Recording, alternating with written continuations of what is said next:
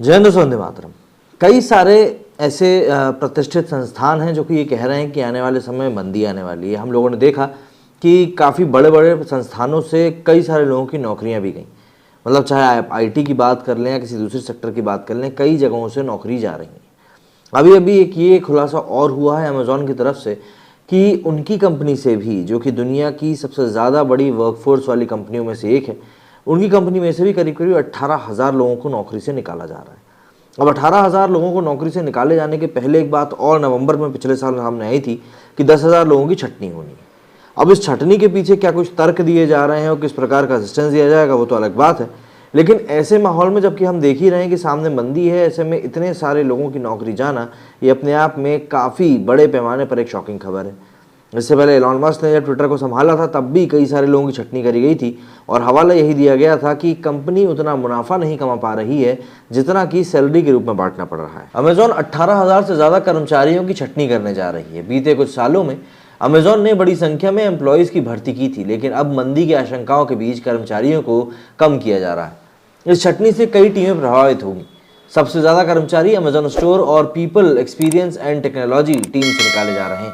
इससे पहले कंपनी ने पिछले साल नवंबर में 10,000 कर्मचारियों की छटनी की घोषणा करी थी। अमेजॉन के पास सितंबर के आखिर तक 15 लाख से ज़्यादा कर्मचारी थे, जो कि इसे सबसे बड़े अमेरिकी एम्प्लॉयर्स में से एक बनाते हैं। अमेजॉन के इस फैसले के बाद उसके शेयर में 2% की तेजी देखने को मिली।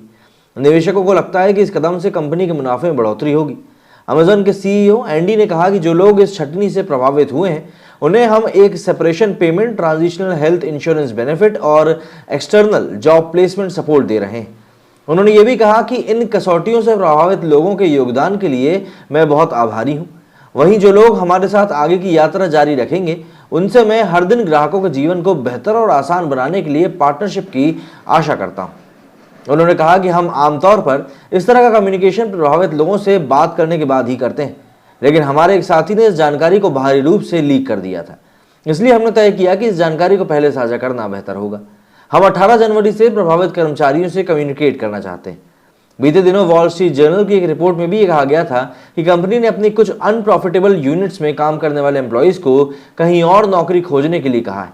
ऐसा इसलिए क्योंकि कंपनी के कई सारे प्रोजेक्ट्स बंद या फिर जल्दी ही सस्पेंड किए जा सकते हैं। कंपनी पहले ही हायरिंग को फ्रीज करने का ऐलान कर चुकी है। कंपनी ने एक नोट में कहा था कि हम एक असामान्य मैक्रो इकोनॉमिक्स एनवायरनमेंट का सामना कर रहे हैं। इस एनवायरनमेंट के बीच हम अपनी हायरिंग और इन्वेस्टमेंट्स को बैलेंस करना चाहते हैं। ये पहली बार नहीं है, हमने इससे पहले भी कई बार चैलेंजिंग इकोनॉमीज का सामना किया है। कंपनी काम करने के लिए कई यूनिट में रोबोट का इस्तेमाल को बढ़ावा भी दे रही है।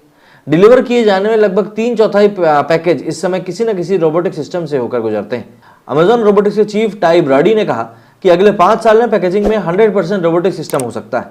उन्होंने संकेत दिया कि आगे चलकर इंसानी कर्मचारियों की जगह रोबोट ले लेंगे, लेकिन इसमें अभी काफ़ी समय लगने वाला है। तो ऐसे में यहाँ पर एक चीज़ जो स्पष्ट तौर पर सामने निकल कर आ रही है वो यही है कि भाई अमेजॉन से बड़े पैमाने पर समय अब छटनी होने वाली है और ये छटनी आने वाले समय में मंदी की ओर साफ तौर पर अपनी निगाहें गड़ाकर बैठी हुई है। हालांकि 2008 में जब रिसेशन आया था तब तो इतना बड़ा रिसेशन का असर भारत की इकोनॉमी में पड़ा नहीं था, क्योंकि हमारी इकोनॉमी उस समय उसके बहुत सारे तथ्यों के बावजूद भी खुद के ही ऊपर डिपेंडेंट थी। लेकिन अगर इस बार मंदी आती है तो क्या कुछ व्यापक असर पड़ेगा, ये वाकई में चिंता का विषय बनने वाला है, क्योंकि भारत के भी कई सारे लोग इस समय बाहर देशों में नौकरी कर रहे हैं। ऐसे में उनको भी देखना होगा कि कहीं उनका भी नंबर तो नहीं आ रहा। आप लोग इस बारे में क्या कहना है कमेंट करके जरूर बताइएगा। मेरे स्टूडियो फिलहाल इतना ही। जय हिंद, जय भारत।